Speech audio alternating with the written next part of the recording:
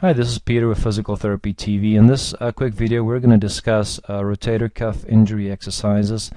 More specifically, tests that are done for a rotator cuff injury and some things that you can do about it if you suspect that you have a rotator cuff injury.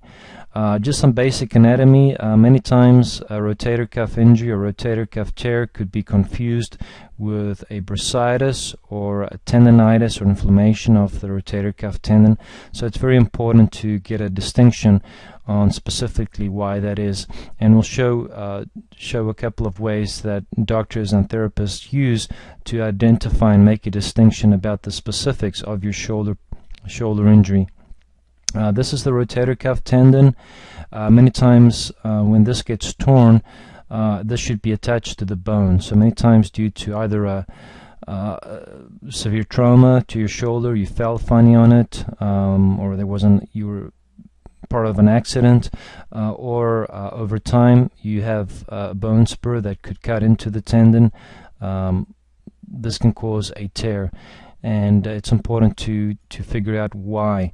There's some manual tests aside from pictures that the doctor can take, such as MRIs or X-rays, which is the following. An impingement test is where the shoulder gets depressed, the practitioner lifts the arm up to the ceiling, and when you feel a sharp pain in the shoulder joint when the arm is elevated and externally rotated, this usually many times indicates an impingement on the rotator cuff tendon or bursa.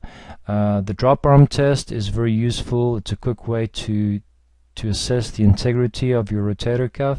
Your arm is elevated up to about 90 degrees and then suddenly let go.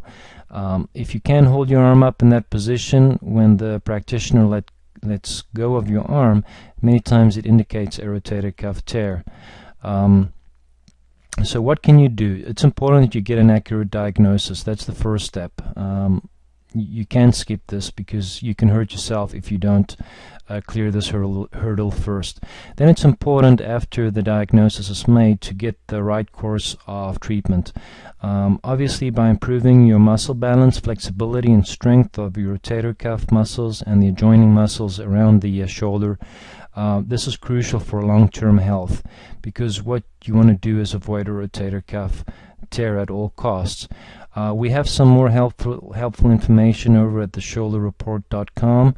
That's the website link, or below this video you can just click on the link and you can learn some more information if you are dealing with shoulder pain and you need to do something about it. Thank you so much for watching this video. We appreciate your time.